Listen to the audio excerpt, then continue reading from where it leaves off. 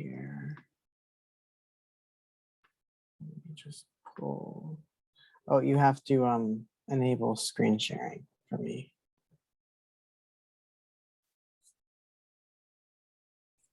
Okay, there you go.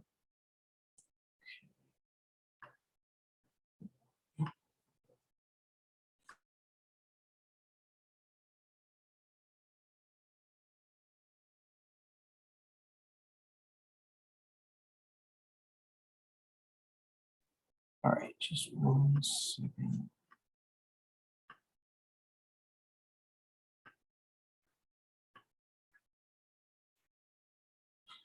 Okay.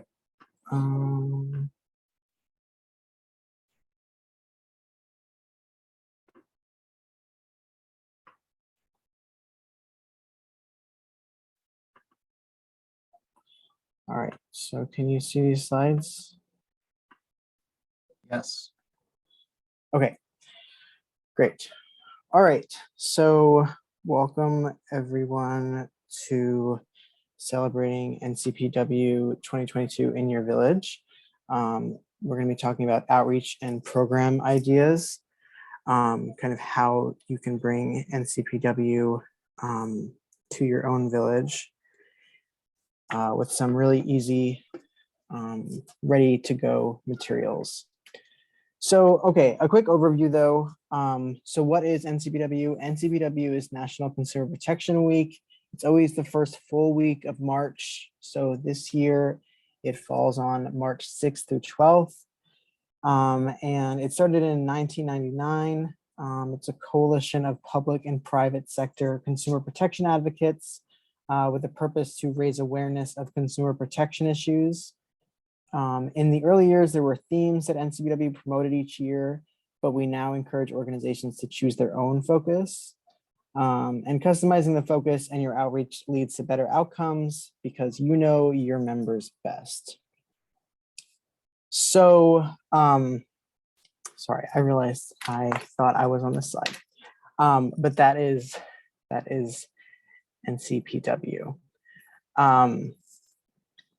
And this slide too. Okay, so moving on to NCPW events and outreach. So typically, obviously pre-pandemic, there were a lot of in-person events for NCPW.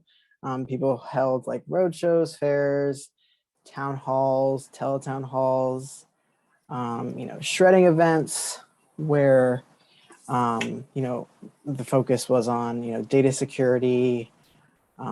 People have also had virtual events in the past, things like Facebook Lives and Twitter chats. They've also done things like press releases and just shared out resources on social media. So there's kind of lots of big and small ways for you to participate in NCPW. So we really just encourage folks to really just find,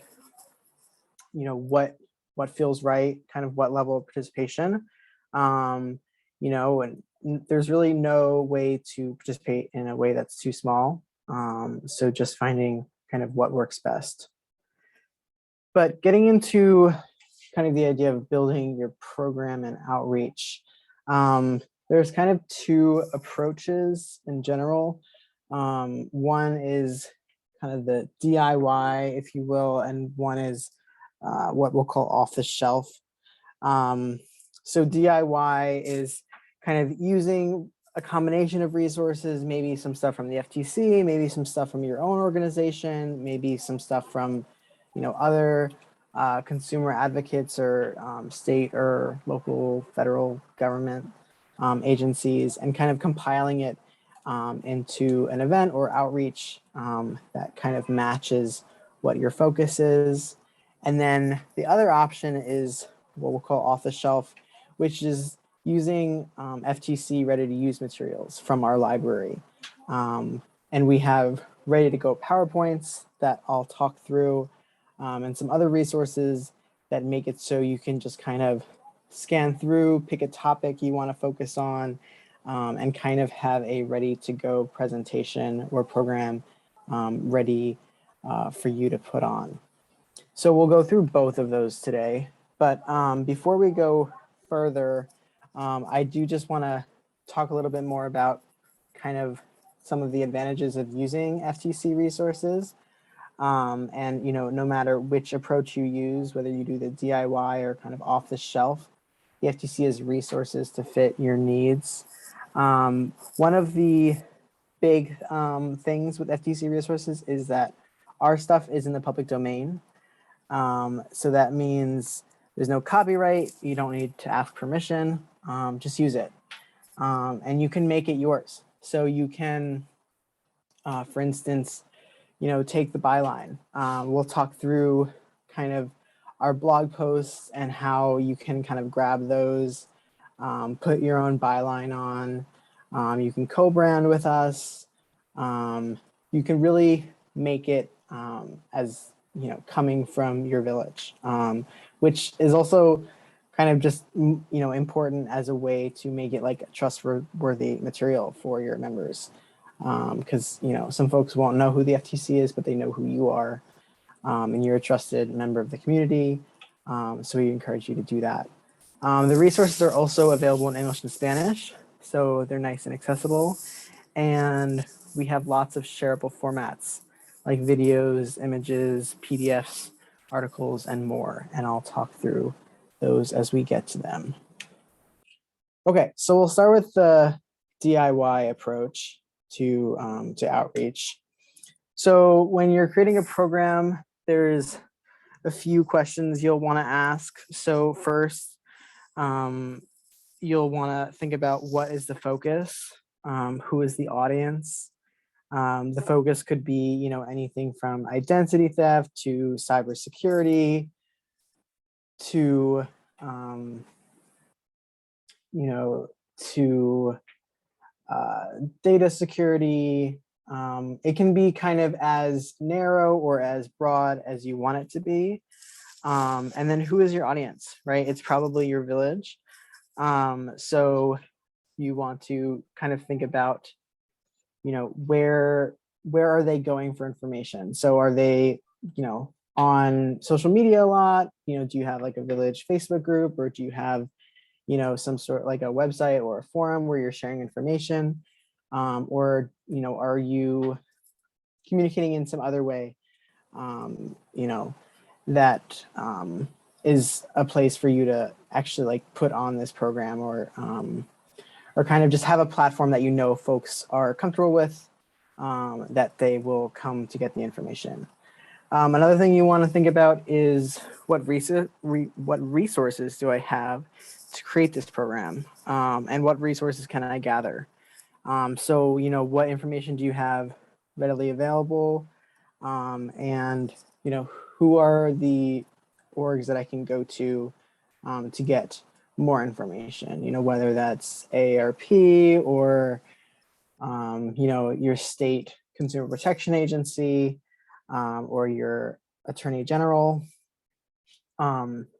whoever, is, whoever kind of makes sense for what your focus is and who would be like an expert in that area. You should look at kind of including their resources. The other thing to think about is, what are my delivery options? And again, that's kind of tied in with who's the audience, and thinking about any logistical restrictions. So, are there platforms that you want to use, but maybe they're expensive? Are there platforms that would be great, but folks have difficulty accessing them? So you want to just kind of think through those to find the best possible platform to get, your program or outreach out to the most amount of people. And lastly, you want to think about collaborations. How can I collaborate to increase my reach? Whether that's with other nearby villages or, with other community partners. NCPW is really big on partnerships. So that's another thing to think about. Okay. All right, so let's start walking through some resources you can use for DIY. So one of the first places to go is ftc.gov/ncpw. This is really your home base for NCPW resources. There's an NCPW article, social media messages, and images that are ready to use. There's also just, great quick grabs for outreach large and small. Even just tweeting out one thing counts as participation. And we have ready to go tweets that are there. So it's a great way to either kind of complement something you're already doing or make that your participation. Okay, ftc.gov/explore data. So one of our first questions was about what is the focus of your outreach? Well, explore data can help you answer that. So you can do some research into what scams are affecting folks in your area. Here I'm showing the top scams for Missouri for 2021. So you'll see they're imposter scams, and you can see the number of reports and the total losses and the media losses. So if you're in a village in Missouri, you might decide to focus on imposter scams or one of the other, top frauds here. And that can be, one of your opening slides that, we're here to talk about this because we know it's happening here. So it's a great way to kind of source some information, get some background, and also to kind of share it out in your presentation. Okay. All right. Another page to check out is youtube.com/FTC videos.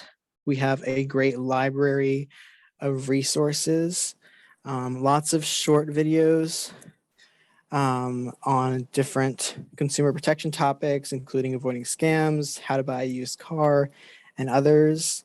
Because it's on YouTube, it's very easy to download and share via social media or in a presentation. And I also recommend checking out our playlists for some curated options. You'll see here, I have IRS imposter scams, income and work at home scams, before you wire money. So there's some like series of videos that are kind of already pulled together for you. But you also can, look through the full library to find something that kind of matches with the topic that you are focused on. Okay, so another page I want to talk about is ftc.gov/coronavirus. So if you're not sure what topic to cover, coronavirus scams are a really great choice. And the FTC has a ton of really great resources on the topic. So it's a great place to start. There's lots of one-pagers, blogs, and social media shareables. Here's an example of a one-pager that is on how to stay ahead of COVID-19 vaccine certificate scammers. So, this is one, again, where you can download it, share it out, you can co-brand it. So it's a really good one. Ari, we can't see the example of the document if you're trying to show one. Oh, it's on this slide. Can you see the slide? I see your 4 ways to stay ahead. Oh, okay, got it. Yeah, no worries. Yeah, so that's actually the PDF of it. And so, but there's lots of other ones. If we have time later, I can go to the website and kind of walk through some of those other examples. But there's tons of resources, that are ready to go. So again, whether you're doing something large or small, if you just want to share out some tweets, that's a great place to just go download some of the images and share them out. Or if you want to do, a larger presentation on, COVID-19 scams and you want to pull some of these in as visuals, there's really no wrong way to use it. Okay, so next I want to talk about consumer.ftc.gov. So this is kind of our big library of articles on consumer protection topics. We have hundreds of articles on different topics ranging from credit to job scams to health supplement scams to how to buy a used car, and everything in between. It's home to our it's also home to our consumer alerts, which are our 300-word blogs about timely consumer protection topics, like the latest scam or recent FTC settlement. And I'll show that a little bit later. But that is another really great way to share out timely information. Again, you can steal the byline. We encourage you to do it. And it's a great way to share out some information that's written in a really easy to digest and understand language. So another page that you can pull from is consumer.gov. This page was actually designed with folks where English wasn't a first language in mind. So everything is really kind of just the basics, and it's really simply written. There's topics on things like making a budget, to opening a bank account, to information on payday loans and cash advances, and articles on scams and identity theft. And all of the articles also have a read along feature. So that's a nice kind of accessibility, piece that we have that really makes it, even more accessible. Consumer.gov also has a great toolbox. You'll see to the top right here, and that includes lesson plans, worksheets, presentations, videos, and more. A little later on, I'm going to walk through some of those presentations, but it's a great thing to check out, to kind of pull from, because there's lots of stuff there. Here's an example of one of the worksheets that's really popular, making a budget. You can see kind of the style. It's really written simply. And so it's kind of a great, it's a great tool if you were to be doing, some sort of financial literacy topic or money management. It's a really nice one. Okay, so now let's go ahead and move to the off-the-shelf approach. So let me see here. Okay.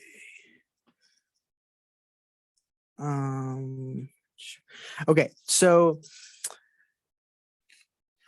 here I'm actually going to pull up the page. So let me do a new share.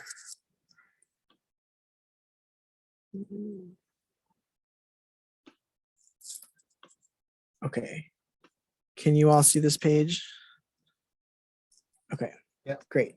So the way I got here, which is probably worth showing, is I went to ftc.gov/pass it on. Our Pass It On campaign is our campaign that is targeted towards older adults.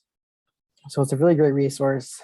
And to get to our resources, you just scroll down, and here in the yellow box, you can go to resources. And you can actually do a whole bunch of filtering. So if you kind of know what your focus is going to be, you can choose it off the bat. For instance, if you knew you wanted to do something on grandkids scams, you could choose that. And if you know that, it's an audience for English, you can go with that and say apply. And then the grandkids scam stuff will pull up. On the other hand, if you are pretty open, but you know that you want to do a presentation, you could say format PowerPoint and apply, and they will all pull up. And I just wanted to walk through kind of what one of these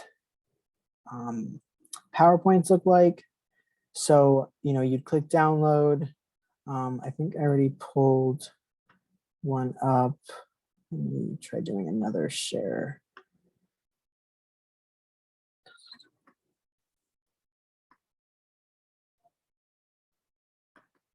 Okay, can you all see this charity fraud? Okay, Yes. cool. So, so this is an example of one of the slideshows. So, again, it starts with pass it on. It has notes on each slide. So you really can just take it and use it exactly as it is, or you can add to it. So we really encourage you to use it however you see fit, but it really is designed to be a tool that you can download and like use an hour later. So we really encourage you to do that. Let me hold on 1 second. I don't want these popping up.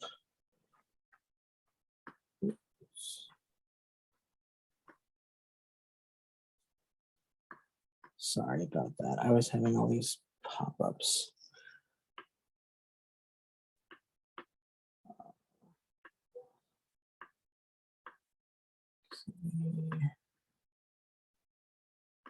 Just 1 more second. Okay. All right, let me go back.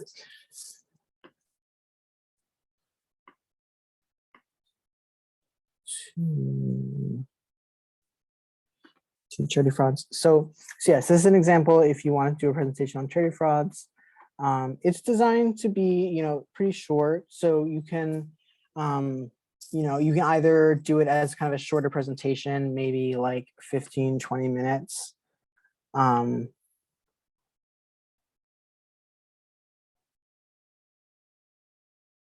Okay, great. Thanks for that comment. Yeah, you can either make the whole presentation, just on one thing, or you can download, several of them and package them together. For instance, if you wanted to do something on, imposter scams, you could, combine the imposter scams and the IRS imposter scams. And maybe tech support scams, because those are often kind of imposters, right? Where folks are pretending to be companies like Microsoft or Apple or something. So you can package them together. And of course you can edit them just as you want. I mean, they open up in PowerPoint. So you can, delete or add in your own slides. It can just be a starting point, or it can be exactly what you use. So I encourage you to check it out. And again, there's no need to ask for permission to use any of this stuff. We create it for this sole purpose, for it to be used out in the world. So we really hope that you use it.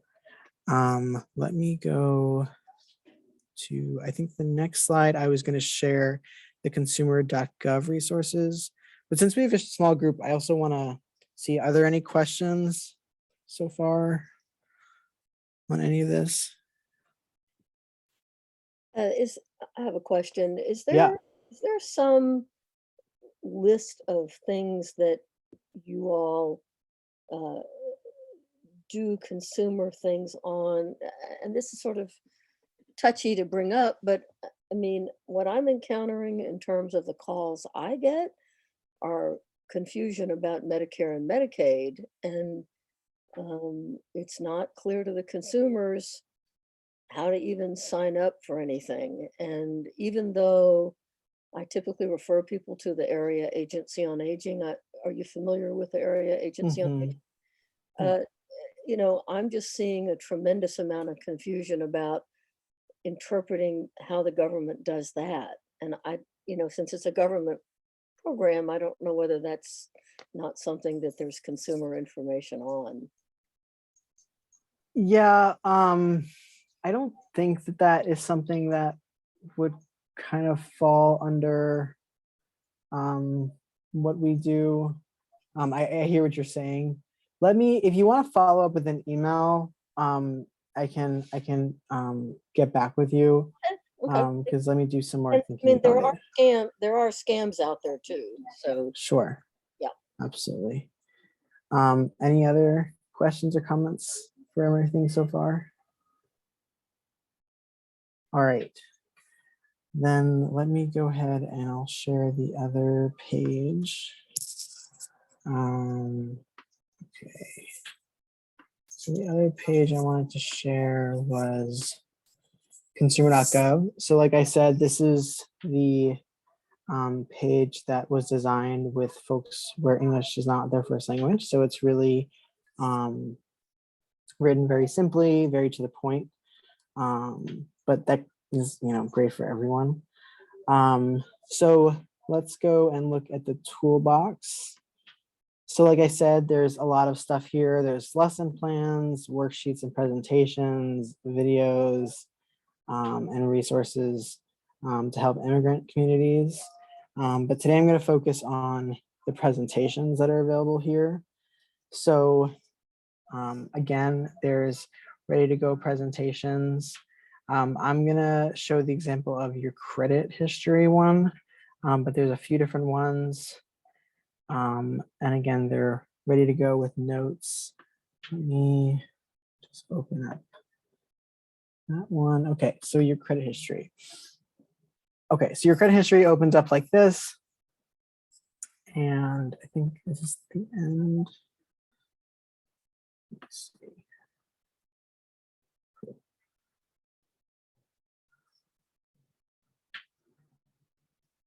All right. Sorry. So, all right, so here's the beginning. So again, there's the slides and then suggested script. And just like before, of course, you're welcome to customize this however you like, but you're also welcome to use it just as is, and it's ready to go. I know it's showing up a bit different than the other one was, but it does play just like a regular slideshow. If you go to the slideshow function, so it's another good option. And again, I mean, it's on the shorter side. I think, how many slides is this? It's 15 slides. So maybe it's like a 15-20-minute presentation with some discussion. But all of the outreach and programming for this doesn't have to be, this huge production. It doesn't have to be an hour and a half. It can be, a 20-30-minute kind of lunchtime discussion or a coffee chat. So I encourage you to kind of think about different formats and different ways to share this information.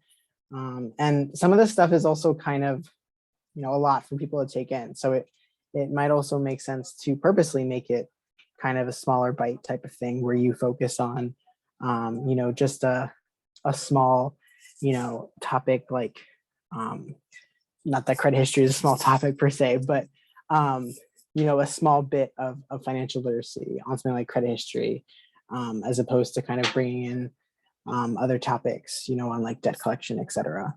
So that is that resource. And let me go back to the slides.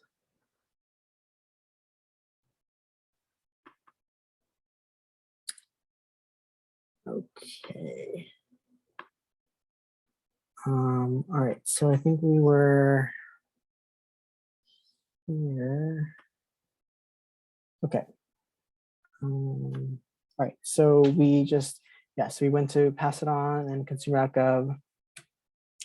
And then I also wanted to highlight our blog, which if you're not already subscribed, I highly recommend you subscribe. You can do that at ftc.gov/consumer-alerts. It's of course free, just like everything else we do. And we send out blogs, I would say a few times a week, but they're really easy to digest. They're usually 300 words or under, so they're a really quick read. And we focus on, scams we're hearing about, recent FTC actions, how to avoid different scams. Like here are some examples of, how to avoid buying a fake COVID test online, how to avoid social media scams, cryptocurrency scam, lots of just kind of alerts on different topics.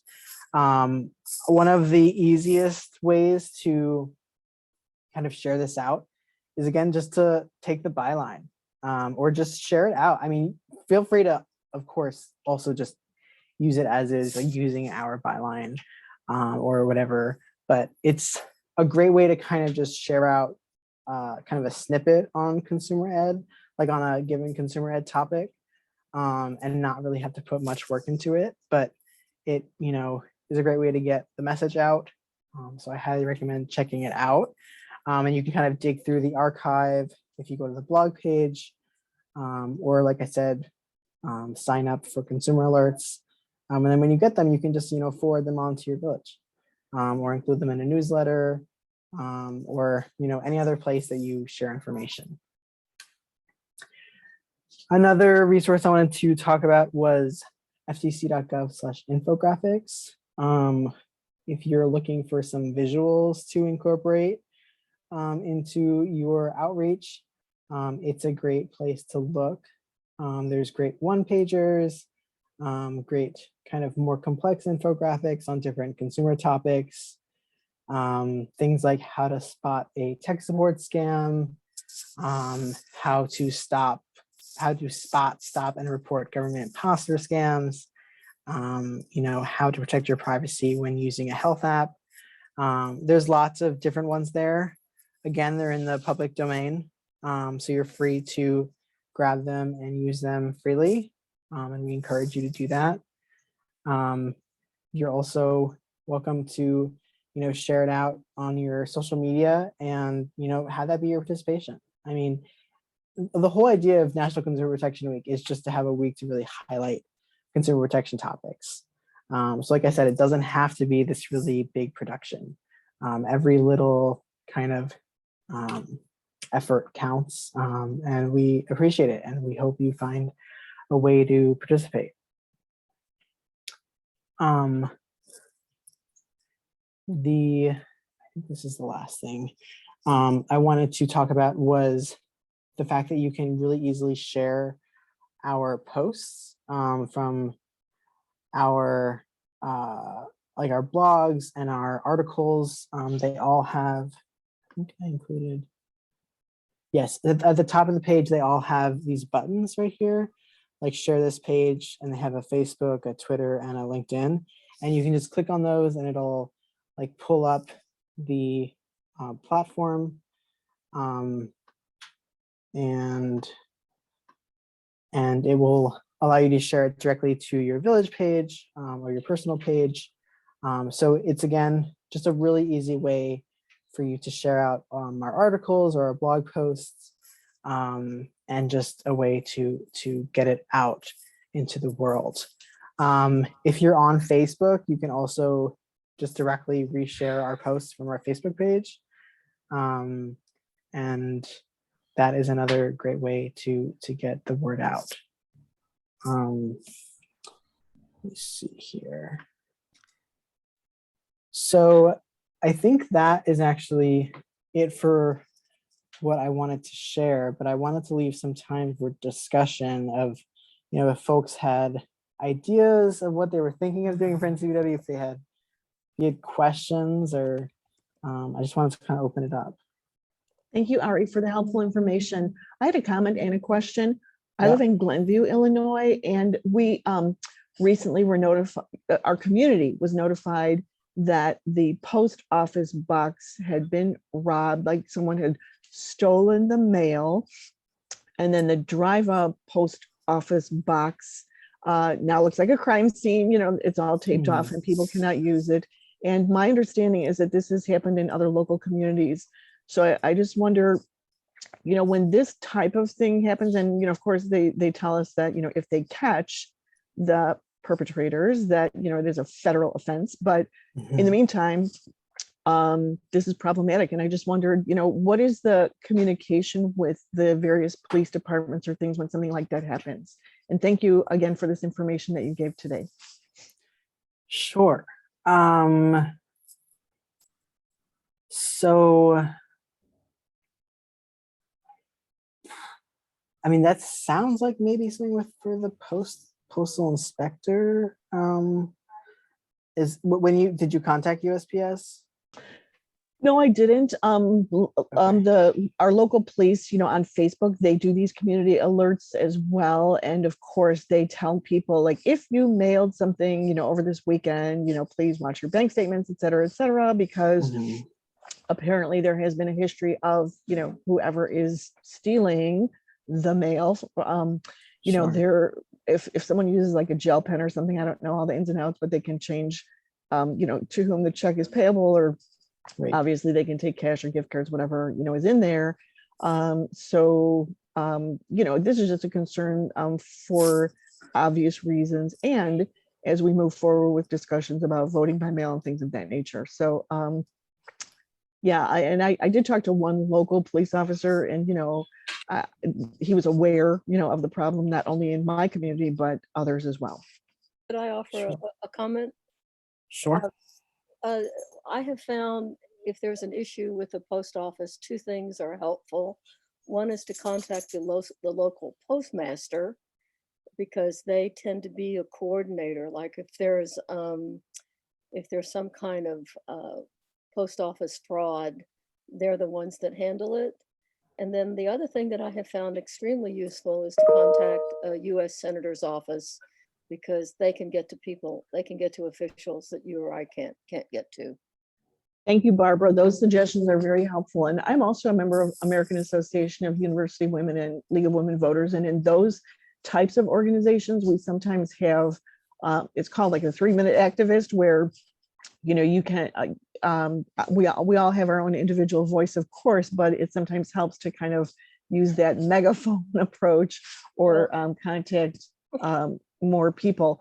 I also think that, because this has already happened, I would hope that the post office would get, video cameras or other security type of devices, because again, this was a box right on their property, and the police are asking like local homeowners to share their video, and, if they have a Ring doorbell, for example, whatever. But where the post office is not a real residential, area. So I wish them well with that, but I'm not real confident that that is the answer. Definitely something that the postmaster is supposed to be keeping track of.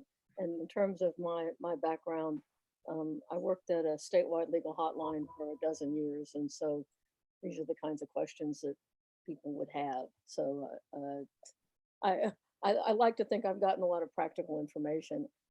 Very helpful. Thank you for sharing your experience. Great suggestions. I do have another question for Ari, which is, I'm Sure. curious about this, is whether one of the things that I tell people to do in terms of credit, like if they've had ID theft, is Mhm. I was trained to go to annualcreditreport.com. Is that connected to the FTC, or is it somehow just the credit reporting services? Yeah, so that is the place that we always send folks to. That is the place where you can get your free credit report. But who's behind it? That's what I don't know. It is I can get you a better answer, because I'm not the person in my office who works with the CRAs. I believe it's the CRAs. I mean, I know that we Right. And I do. thought I have an FTC guy here I can ask. Yeah, no, I mean, that is the place that you can get your free annual credit report, and that's where we always tell people to go, because there's other sites that sometimes claim that they're free and they're not. Right. So that is free. Also, as you may already know, up till I think it's like late April, you can actually get your credit report every week. Usually it's just once a year, but the 3 credit reporting agencies are allowing people to get them every week right now. So Well, that's I also learned that TriUnion gives people free updates. okay. I don't know. Yeah, I mean, they will give you an update as to whether anybody's accessed your account, and there isn't any charge for it. Yeah, I mean, we definitely encourage folks to check their credit report regularly. It's a great way to spot identity theft, and if if folks do experience identity theft, we tell them to go to identitytheft.gov, which is a website that the FTC does run. So it's another great resource. Well, and it's, I mean, what's happening is getting to be ridiculous. My sister called me. She lives in Montana. She got a report that somebody had used DoorDash and had her credit card number in St. Louis, but all they'd ordered was a barbecue sandwich. Yes. I mean, it's getting ridiculous. Well, and to that point, Barbara, something similar happened to a friend of mine. And sometimes, again, the thieves are just putting up a test balloon to see, because they don't know what the credit limit is, et cetera, on the card. And, sometimes it'll be almost like a nonsensical amount, like 5 cents at a gas station or something like that. So that's definitely a warning flag. Mhm. Yep. Yep. Good tips all around. So have any of the folks on the call, have you all participated in NCPW in the past, or are you thinking about doing it this year? I did not participate in the past and Okay. appreciate learning about it. Okay. No, that's fine. No shame. No, I mean, I hope that it's new folks that are, considering. Did someone, sorry, Lynn, did you say something?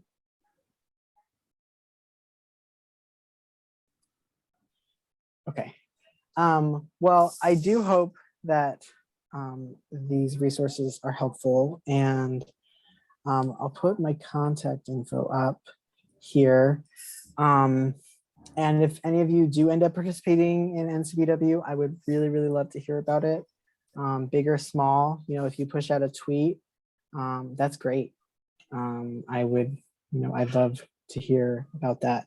On the FTC side, we'll be sharing out our public. I typed it in as a separate address. I understand that, but you haven't. Okay, okay, thank you. You're good to go.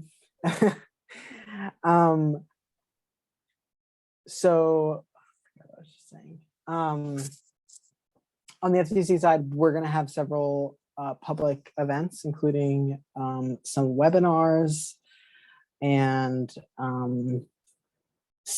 Twitter chat that we always do. So we'll be sharing that out on our blog. So again, if you want to subscribe at ftc.gov/consumer alerts, it's a great place to find that. We'll also have it up on our NCPW page, which is ftc.gov/NCPW. So even if your participation is just sharing out our events, we greatly appreciate it, and it counts. So if no one has any other questions or comments, I'll leave us there. And but please feel free to reach out to me if you are thinking about doing an event and you want to talk through some stuff. I'm definitely available. Thank you, Ari. And I see that this recording will be available, so that's helpful too. Thank you. Great. All right. Thank you all for coming. Ari, can you hang on for a minute after the Sure. call? Yep. Bye. Thank you. All right. Take care. You too. Bye.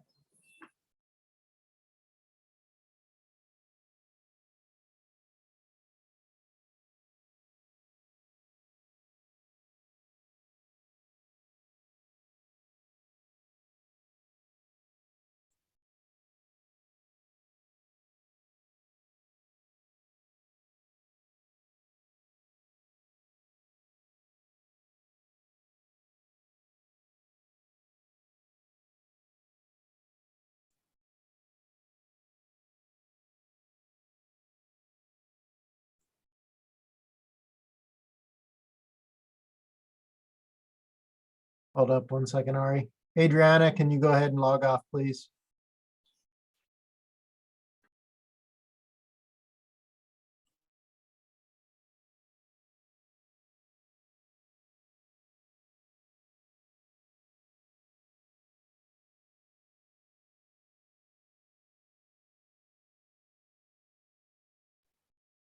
Okay.